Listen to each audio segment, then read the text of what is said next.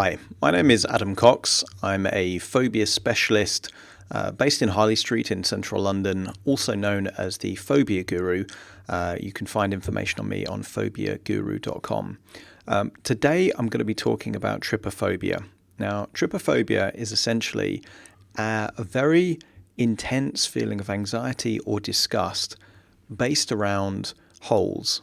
And we're not talking about a single large hole like a sinkhole or something like that. We're talking about a cluster of tightly packed together holes, the kind of things that you would see in honeycomb, for example, or in a skin rash or beehives or wasp nests. Lots of tightly packed holes. And in the person that experiences trypophobia, they experience a real unsettled feeling. Now, it could be for some people high levels of anxiety, and for other people, it could be a feeling of uneasiness, a disconcerted feeling of being unsettled. Now, there are different theories of where this phobia comes from. Most phobias come from either a learned response.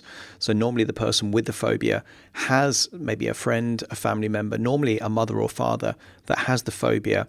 And by learning to see their reaction from seeing tightly clusters of holes packed together, they then associate that as being somehow dangerous or threatening, and then they learn the response. So in that sense, it's contagious, not from a viral point of view, but just from learned behavior. The other theory of most phobias is based on an early learned response from something known as a stimulating or sensitizing event.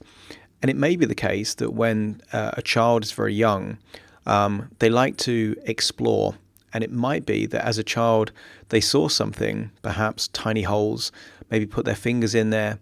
And it's possible that either their fingers got caught, or maybe there was something unexpected in there, something sharp in the holes, or whatever it might be. And if it was the case that they had a sensitizing event that meant that it was painful or unsettling in some way, or perhaps scary. Maybe if a bug came out of the hole, that would then provide a link between anxiety or uncertainty and the holes. The other theory is that because animals potentially could be involved in these kind of things, there could be a predatory nature in the sense that our thoughts perceive that there are too many things that things could come out of, and therefore it creates a feeling of overwhelming sense of unsettled because you don't know what to look at.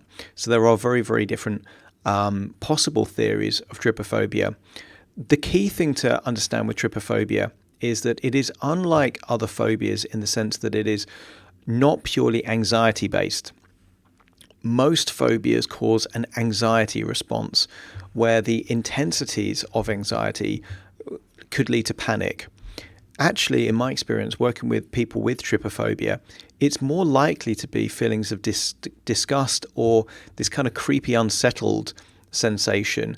And unfortunately, social media, because it provokes a reaction of people sharing content, quite often there are viral images and photoshopped images of the kind of triggers that would provoke a reaction in trypophobics that are then basically altered. So there's one that's quite famous, for example, with a hand, and it's a fake story, but it's kind of alluded to that this is a virus creating this sensation of lots of tiny holes in the hand.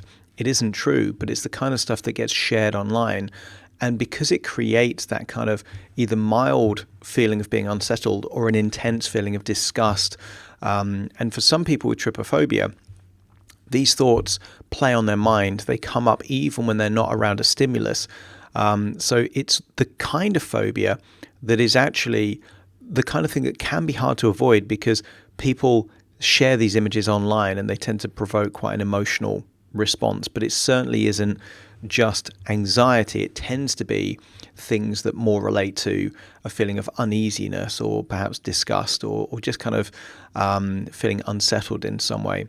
Now, in essence, the way in which you get rid of this phobia, people with trypophobia have learnt, almost like a conditioned response, that the image itself creates an emotional reaction which is undesirable.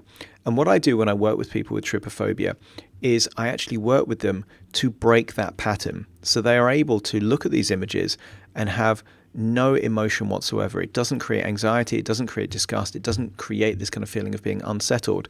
And once that pattern's broken, it doesn't come back. If you're interested to learn more about trypophobia, you can visit my Phobia Guru website, which is phobiaguru.com. Lots of free information on there. I've actually created a 60-minute video which explains how phobias are created and how to eliminate phobias quickly. And there'll be a link under this video that you can get that video completely free. And some people choose to work with me one-on-one, which means I can tailor my approach to work with them directly. And normally these days, because of COVID, that's all done over Zoom.